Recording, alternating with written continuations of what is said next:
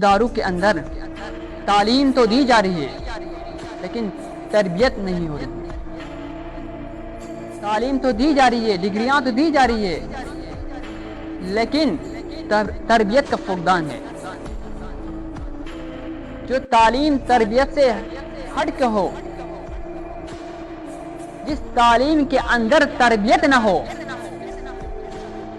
وہ تعلیم انسان کے لیے نقصان دہ ہوتی ہے. آج خود آپ مشاہدہ کر سکتے ہیں جو ہمارے حکمران ہیں،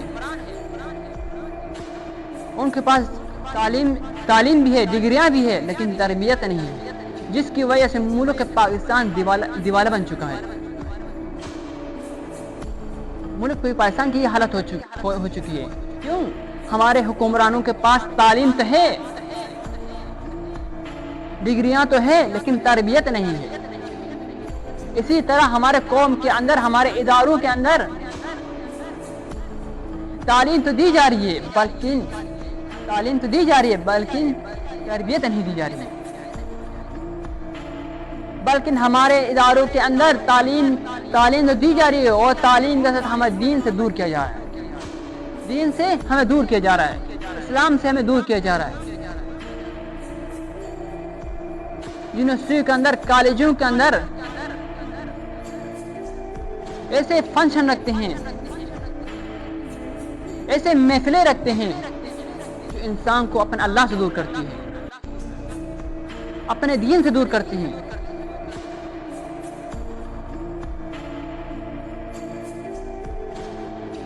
ماں باپ اپنے بچوں کو اس لیے کالجوں اور یونیورسٹیوں میں بھیجتے ہیں کہ ان کا اولاد تعلیم بھی حاصل کرے، تربیت بھی حاصل کرے، تعلیم اور تربیت حاصل کر کے ایک اچھا انسان بنے. لیکن ماں باپ کو پتہ نہیں کہ کالجوں اور یونیورسٹیوں کے اندر ایسے فنکشن، ایسے فلم منعقد کی جا رہے ہیں جن سے انسان اللہ اور اپنے رسول اور اپنے دین اور اسلام سے دور ہو رہا ہے. اور یہ تمام پاکستانی قوم پر فرض واجب ہے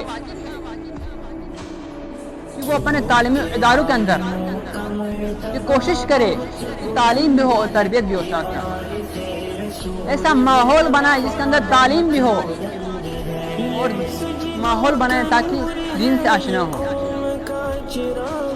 اپنے دین کی معرفت ہو.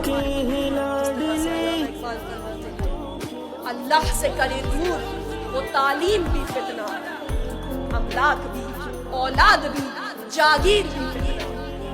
نا حق کے لیے اٹھے تو شمشیر بھی فتنہ، شمشیر کو کیا، نعرہ تکبیر بھی فتنہ.